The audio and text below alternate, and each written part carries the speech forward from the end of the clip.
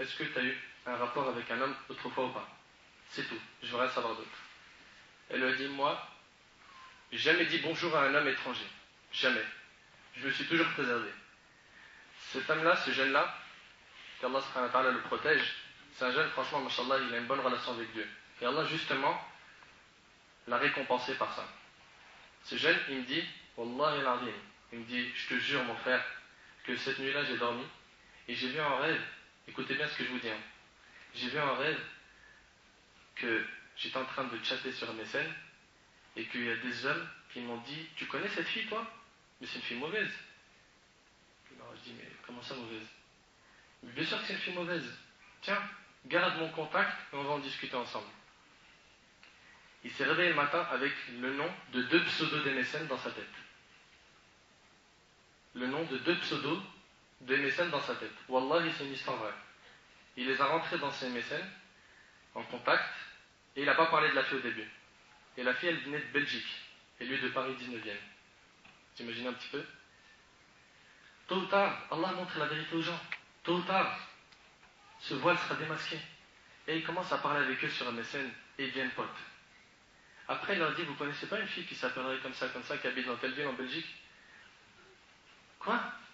Mais faut même pas citer son nom. Mais elle, on compte même pas le nombre de péchés qu'elle a fait. Wallah al-azim, il me raconte cette histoire, il me dit, qu'est-ce que je dois faire? Je dis, qu'est-ce que je dois faire? C'est même plus un message que tu as eu de la part d'Allah.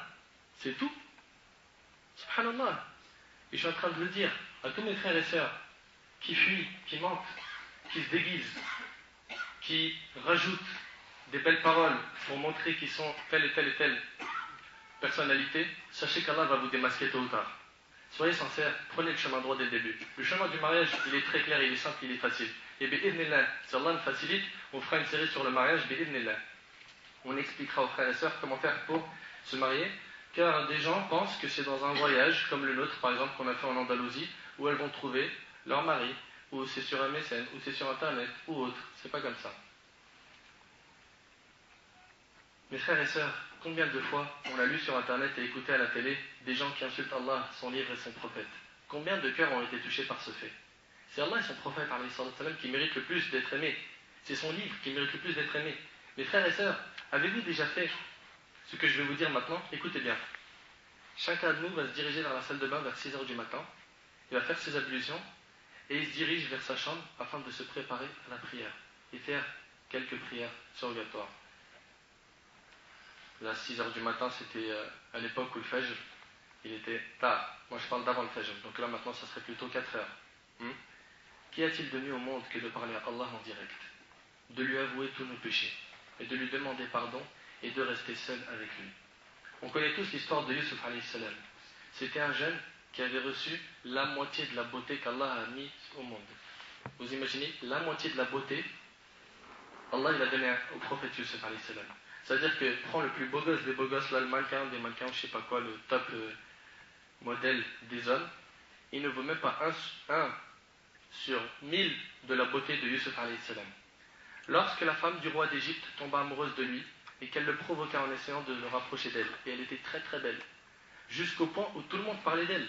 Les gens ils ont dit, la femme du roi d'Égypte, elle est folle, elle est trop proche du prophète Yusuf, elle veut trop essayer de le séduire, elle veut le ramener au haram.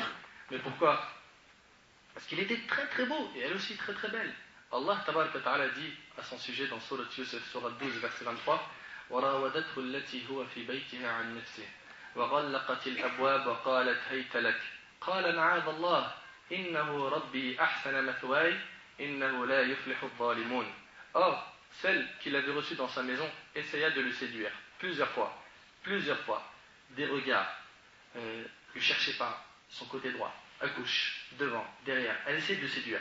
Et un jour elle a craqué, elle a explosé, et ça, hélas, on a beaucoup de sœurs qui craquent et qui explosent, et qui vont aujourd'hui draguer des mecs. Ça fait partie des signes de la fin du monde, ça. Mais c'est affolant. Ma sœur, ressaisis-toi. T'as aucune valeur en faisant ça. Même cet homme, le maximum qu'il voudra de toi, c'est juste te faire perdre ta virginité, c'est tout. Après, tu seras ce mouchoir dont il s'est mouché, il t'a jeté à la poubelle. Pour le mariage, il ne veut pas une fille comme ça. Il veut une fille, justement, qui est inaccessible, dure à avoir, qui se couvre, qui se préserve, qui ne s'exhibe pas. En faisant ça, tu n'auras que de mauvais maris. Ça, c'est si tu te maries avec lui. Et elle ferma bien les portes. Quand elle a craqué, elle a fermé les portes de sa chambre. Et elle lui a dit, viens, je suis prête pour toi. Allez, on est parti pour le haram. On est seul, personne ne nous voit. J'ai fermé les portes. Imagine-toi un peu, tu te retrouves dans cette situation. Un jeune, il pourrait dire, ah, mais j'étais dans la nécessité là. Je n'avais pas le choix, t'as vu? Je suis le chasse, frère. Elle m'a enfermé. C'est chaud. C'est chaud, frère. T'es fou, quoi. Tu connais l'histoire de Abu Bakr el-Meski? Je vais la raconter avant de raconter cette histoire. Abu Bakr el-Meski, c'était un homme pieux. Une fois, il passe et il était très beau, à côté d'une maison, et une femme l'appelle par la fenêtre en lui disant j'ai besoin d'une aide, une aide. Il monte avec une bonne intention, il rentre, elle ferme la porte, elle s'habille avec une tenue laisse tomber provocante, et elle lui dit tu sors pas de chez moi tant qu'on n'a pas commis la fornication. Si tu le fais pas, j'ouvre la fenêtre, je crie que tu m'as violé, que tu as fait ci, que tu as fait ça. C'est chaud, hein? Vous savez ce qu'il a fait? Il a dit est-ce que tu me permets de rentrer aux toilettes, juste me préparer, me faire beau?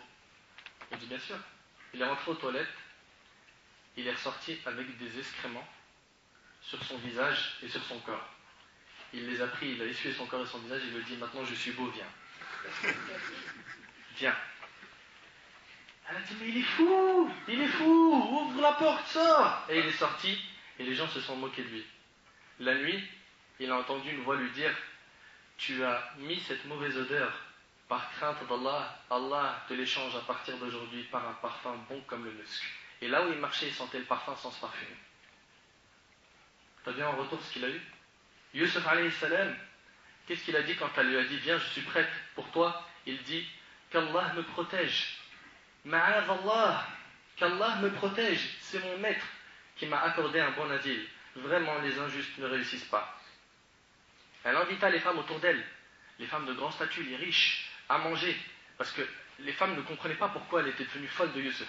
Elle a donné à chacune d'elles un couteau pour couper la viande, les fruits et manger avec.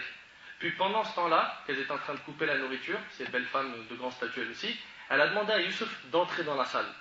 Donc elle est accompagnée de ses amis, et elle demande à Yusuf d'entrer. Quand il entra, et qu'elles le virent, de sa beauté, elles s'en coupèrent les doigts et tombèrent toutes amoureuses de lui. T'imagines que c'est toi qui est beau comme ça? Et tu te retrouves dans cette situation-là, où une femme, elle t'agresse pour faire le haram. C'est pas aujourd'hui, c'est toi, tu es prêt à marcher derrière elle pendant 4 km pour savoir elle habite où, avoir son numéro comme un guignol. Hein? À tous les frères, je m'adresse à vous.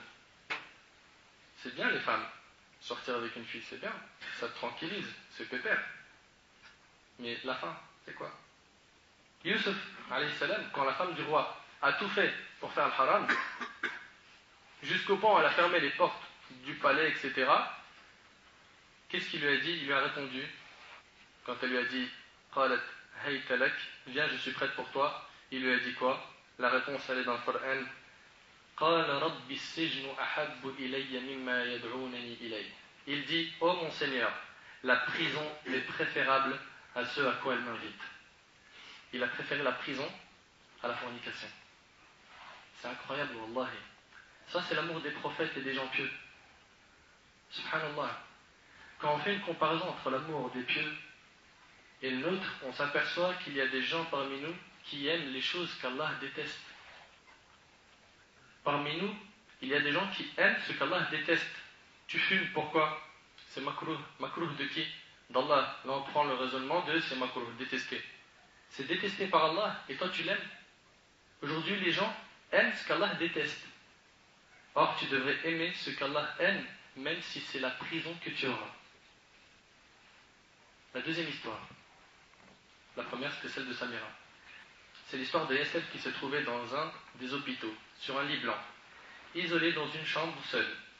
Des infirmières et infirmiers ne cessaient d'entrer le voir, gardant toujours le sourire, même s'ils avaient un peu peur de lui approcher, à cause de sa maladie.